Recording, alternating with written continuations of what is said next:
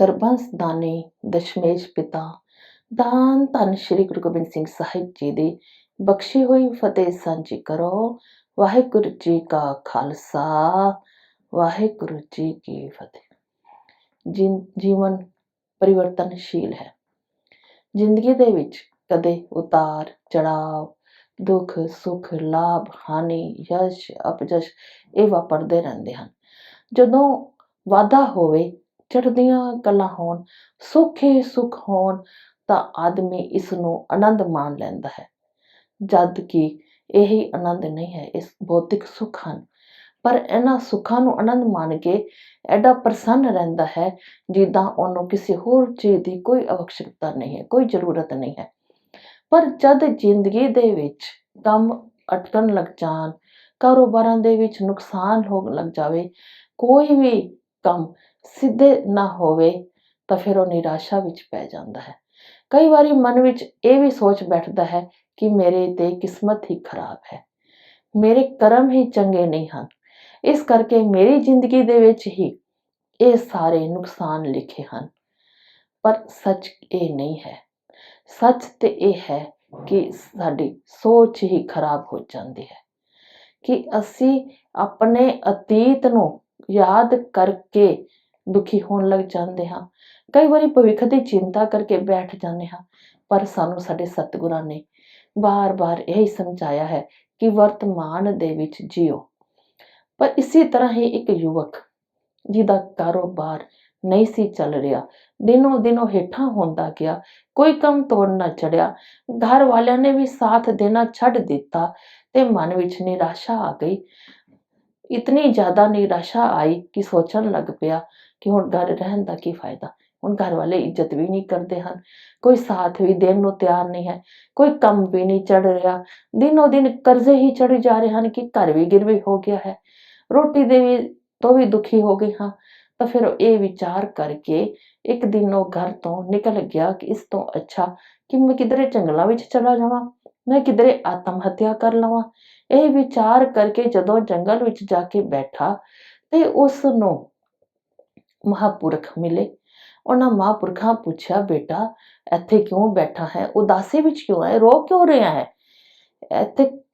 ਤੇ ਉਹ ਆਖਣ ਲੱਗਾ ਕਿ ਮੈਂ ਬਹੁਤ ਦੁਖੀ ਹਾਂ, ਇਸ ਕਰਕੇ ਕਿ ਹੁਣ ਮੇਰੇ ਘਰ ਦੇ ਵੀ ਮੇਰਾ ਸਾਥ ਨਹੀਂ ਦੇ ਰਹੇ ਹਨ, ਕਿਉਂਕਿ ਮੇਰੀ ਕਿਸਮਤ ਹੀ ਖਰਾਬ ਹੈ, ਮੇਰਾ ਘਰ ਵੀ ਗਿਰਵੀ ਪਿਆ ਹੈ, ਮੈਨੂੰ ਰੋਟੀ ਦੇ ਵੀ ਦੁਖੀ ਹਾਂ, ਮੇਰੀ ਕਿਸਮਤ ਇਤਨੀ ਖਰਾਬ ਹੈ ਤਾਂ ਫਿਰ ਮੈਨੂੰ ਜੀਣ ਦਾ ਕੀ ਫਾਇਦਾ, ਇਸ ਤੋਂ ਅੱਛਾ ਤੇ ਮੈਂ ਮਰ ਜਾ।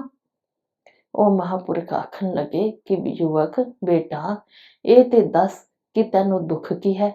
ਤੇ ਫਿਰ ਉਹ ਆਖਣ ਲੱਗਾ ਕਿ ਮੇਰਾ ਕਾਰੋਬਾਰ ਹੀ ਨਹੀਂ ਚੱਲਦਾ, ਮੈਂ ਜਿਤਨਾ ਹੀ ਪ੍ਰਯਾਸ ਕਰਦਾ ਹਾਂ, ਘਰਦਿਆਂ ਨੇ ਮੇਰਾ ਸਾਥ ਦਿੱਤਾ, ਜਿਤਨਾ ਵੀ ਮੇਰੇ ਕੋਲੋਂ ਪੂੰਜੀ ਸੀ, ਧਨ ਸੀ, ਸਾਰਾ ਹੀ ਲਗਾ ਦਿੱਤਾ, ਇੱਥੋਂ ਤੱਕ ਕਿ ਘਰ ਨੂੰ ਵੀ ਗਿਰਵੀ ਰੱਖ ਦਿੱਤਾ, ਪਰ ਫਿਰ ਵੀ ਮੇਰੇ ਕੰਮ ਨਹੀਂ ਬਣੇ, ਫਿਰ ਵੀ ਮੇਰੇ ਕੰਮ ਵਿੱਚ ਰੁਕਾਵਟਾਂ, ਮੇਰਾ ਕਾਰੋਬਾਰ ਫਿਰ ਵੀ ਹੇਠਾਂ।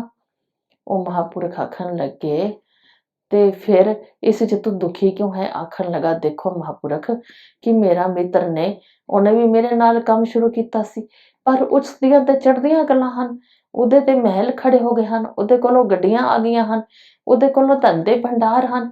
ਜਦ ਉਹ ਮੇਰੇ ਘਰ ਆਉਂਦਾ ਹੈ, ਆਪਣੀ ਦੱਸਦਾ ਹੈ ਤਾਂ ਮੈਨੂੰ ਬੜੀ ਤਕਲੀਫ ਹੁੰਦੀ ਹੈ। ਮਹਾਂਪੁਰਖ ਮੁਸਕਰਾਉਣ ਲੱਗੇ, ਆਖਣ ਲੱਗੇ, ਇਹ ਦੱਸ ਬੇਟਾ ਕਿ ਪਹਿਲਾਂ ਤਾਂ ਕਿ ਤੈਨੂੰ ਦੁੱਖ, ਤੈਨੂੰ ਜੋ ਇਹ ਤੇਰੇ ਮਨ ਦੇ ਵਿੱਚ ਵਿਚਾਰ ਆਇਆ ਹੈ ਕਿ ਮੇਰੀ ਕਿਸਮਤ ਖਰਾਬ ਹੈ, ਇਹ ਵਿਚਾਰ ਤੈਨੂੰ ਆਪਣੇ ਕਾਰੋਬਾਰ ਨਾ ਚੱਲਣ ਤੇ ਆਇਆ ਹੈ, ਧਨ ਦੇ ਨੁਕਸਾਨ ਤੋਂ ਆਇਆ ਹੈ, ਜਾਂ ਆਪਣੇ ਉਸ ਮਿੱਤਰ ਦੇ ਵਾਧੇ ਤੋਂ ਆਇਆ ਹੈ? ਤਾਂ ਫਿਰ ਉਹ ਆਖਣ ਲੱਗਾ, ਸੱਚ ਤੇ ਇਹ ਹੈ ਕਿ ਆਪਣੇ ਨੁਕਸਾਨ ਨੂੰ ਤਾਂ ਕਿੱਦਾਂ ਨਾ ਕਿੱਦਾਂ ਸਹਿ ਜਾਂਦਾ, ਆਪਣੇ ਦੁੱਖ ਨੂੰ ਵੀ ਪੀ ਜਾਂਦਾ, ਪਰ ਜਦ ਆਪਣੇ ਉਸ ਮਿੱਤਰ ਦੀਆਂ ਚੜ੍ਹਦੀਆਂ ਕਲਾਂ ਵੇਖਦਾ ਹਾਂ ਤੇ ਬੜਾ ਦੁਖੀ ਹੁੰਦਾ ਹਾਂ। ਇਦਾਂ ਹੀ ਲੱਗਦਾ ਹੈ ਕਿ ਜੀ ਕੇ ਕਰਨਾ ਹੀ ਕੀ ਹੈ। ਮਹਾਂਪੁਰਖ ਮੁਸਕਰਾ ਗਏ, ਆਖਣ ਲੱਗੇ, ਅੱਜ ਇਹੀ ਅਵਸਥਾ ਸਾਡੀ ਸਾਰਿਆਂ ਦੀ ਹੈ। ਅਸੀਂ ਆਪਣੇ ਦੁੱਖ ਤੋਂ ਐਡੇ ਦੁਖੀ ਨਹੀਂ ਹੁੰਦੇ ਜਿਤਨਾ ਆਪਣੇ ਨਿੱਜੀ ਦੇ ਸੁੱਖ ਤੋਂ ਦੁਖੀ ਹੁੰਦੇ ਹਾਂ, ਕਿਉਂਕਿ ਅਸੀਂ ਸੋਚ ਆਪਣੀ ਨਿਰਾਸ਼ਾ ਵਾਲੀ ਕਰ ਲੈਂਦੇ ਹਾਂ, ਨੈਗੇਟਿਵ ਕਰ ਲੈਂਦੇ ਹਾਂ। ਪਰ ਸਾਨੂੰ ਚਾਹੀਦਾ ਕੀ ਹੈ कि ਅਸੀਂ ਆਪਣਾ ਇਸ ਤੋਂ सीख ਲਈਏ, क्योंकि ਉਹ ਮਿੱਤਰ ਤੇ ਇਸ ਕਰਕੇ ਆਂਦਾ ਸੀ ਨਾ कि मेरा दोस्त ਦੇ ਅੰਦਰ ਹਿੰਮਤ ਬਣੇ, ਉਹ ਫਿਰ ਪ੍ਰयास ਕਰੇ, ਉਹ ਫਿਰ ਉੱਪਰ ਚੜੇ। ਤੇ ਪਰ ਅਸੀਂ ਇਹ ਸੋਚ ਲੈਂਦੇ ਹਾਂ ਕਿ ਉਹਦੀ ਕਿਸਮਤ ਅੱਛੀ ਹੈ ਔਰ ਸਾਡੀ ਕਿਸਮਤ ਖਰਾਬ ਹੈ, ਇਸ ਕਰਕੇ ਸਾਡੇ ਕੰਮ ਨਹੀਂ ਬਣ ਰਹੇ। ਤੇ ਮਹਾਂਪੁਰਖਾਂ ਨੇ ਆਖਿਆ ਕਿ ਪਹਿਲਾਂ ਤਾਂ ਵਿਚਾਰ ਬਦਲ ਲਓ। ਦੂਜਾ, ਉਹਨਾਂ ਕੋਲੋਂ ਇੱਕ ਛੋਟਾ ਜਿਹਾ ਬਕਸਾ ਸੀ, ਉਹ ਦਿੱਤਾ। ਆਖਣ ਲੱਗੇ ਇਹ ਰੱਖ ਆਪਣੇ ਕੋਲ, ਤੇ ਪਰ ਇਸ ਨੂੰ ਖੋਲਣਾ ਨਹੀਂ ਹੈ। ਖੋਲਣਾ ਉਦੋਂ ਹੈ ਜਦੋਂ ਫਿਰ ਕਦੇ ਇਹੋ ਜਿਹਾ ਸਮਾਂ ਆਵੇ ਕਿ ਜਦੋਂ ਤੈਨੂੰ ਲੱਗੇ ਕਿ ਜੀਣਾ ਵਿਅਰਥ ਹੈ, ਸਭ ਕੁਝ ਵਿਅਰਥ ਹੈ, ਤਾਂ ਫਿਰ ਇਸ ਨੂੰ ਖੋਲ ਲੈਣਾ। ਉਸ ਯੁਵਕ ਨੇ ਉਹ ਬਕਸੇ ਨੂੰ ਸਾਂਭ ਲਿਆ ਤੇ ਮਹਾਂਪੁਰਖਾਂ ਦੇ ਕੋਲੋਂ ਹਿੰਮਤ ਲੈ ਕੇ ਫਿਰ ਕਾਰੋਬਾਰ ਸ਼ੁਰੂ ਕੀਤਾ। ਹੌਲੀ ਹੌਲੀ ਚੜ੍ਹਦੀਆਂ ਕਲਾਂ ਹੋ ਗਈਆਂ, ਘਰ ਮਹਿਲ ਗੱਡੀਆਂ ਸਭ ਹੋ ਗਈਆਂ, ਪਰ ਅਚਾਨਕ ਫਿਰ ਪਾਸਾ ਪਲਟਿਆ। ਫਿਰ ਹੌਲੀ ਹੌਲੀ ਹੌਲੀ ਹੌਲੀ ਫਿਰ ਨੁਕਸਾਨ ਹੋਣ ਲੱਗ ਗਏ, ਘਰ ਕੀ ਫਿਰ ਗਿਰਵੀ ਹੋ ਗਿਆ, ਦਿਨ ਫਿਰ ਮਾੜੇ ਆ ਗਏ। ਤਾਂ ਫਿਰ ਸੋਚਦਾ ਹੈ ਬੈਠ ਕੇ ਕਿ ਜੀਵਨ ਵਿਅਰਥ ਹੈ, ਸਭ ਕੁਝ ਵਿਅਰਥ ਹੈ, ਜੀਣਾ ਕੀ ਹੈ, ਜੀਣਾ ਹੀ ਨਹੀਂ ਚਾਹੀਦਾ। ਜਦੋਂ ਇਹੋ ਜਿਹੇ ਵਿਚਾਰ ਕਰਦਿਆਂ ਕਰਦਿਆਂ ਉਸ ਛੋਟੇ ਜਿਹੇ ਬਕਸੇ ਵੱਲ ਜੋ ਮਹਾਂਪੁਰਖਾਂ ਨੇ ਦਿੱਤਾ ਸੀ ਨਜ਼ਰ ਪੈ ਗਈ, ਤੇ ਆਖਣ ਉਹ ਗੱਲ ਘੁੰਮਣ ਲੱਗ ਗਈ ਕਿ ਮਹਾਂਪੁਰਖਾਂ ਨੇ ਆਖਿਆ ਸੀ ਕਿ ਜਦੋਂ ਇਹੋ ਜਿਹਾ ਸਮਾਂ ਫਿਰ ਆ ਜਾਵੇ ਜੀਵਨ ਵਿੱਚ ਕਿ ਇਹ ਵਾਪਰੇ ਕਿ ਮੈਂ ਮਰ ਜਾ, ਜੀਵਨ ਵਿਅਰਥ ਹੈ, ਸਭ ਕੁਝ ਵਿਅਰਥ ਹੈ, ਉਦੋਂ ਇਸ ਨੂੰ ਖੋਲਣਾ। ਉਸ ਨੂੰ ਖੋਲਿਆ ਤਾਂ ਕੀ ਦੇਖਦਾ ਹੈ, ਇੱਕ ਪਰਚੀ ਛੋਟੀ ਜਿਹੀ ਉਹਦੇ ਅੰਦਰ ਸੀ। ਉਸ ਪਰਚੀ ਦੇ ਵਿੱਚ ਲਿਖਿਆ ਹੋਇਆ ਸੀ ਇਹ ਸਮਾਂ ਵੀ ਬੀਤ ਜਾਏਗਾ, ਤੇ ਨਾਲੇ ਇੱਕ ਮੋਹਰ ਸੀ। ਉਸਨੇ ਉਹ ਪੜ੍ਹਿਆ ਤੇ ਉਹ ਮੋਹਰ ਚੁੱਕੀ, ਉਸ ਮੋਹਰ ਨਾਲ ਫਿਰ ਕਾਰੋਬਾਰ ਸ਼ੁਰੂ ਕੀਤਾ, ਫਿਰ ਚੜ੍ਹਦੀਆਂ ਗੱਲਾਂ ਹੋ ਗਈਆਂ।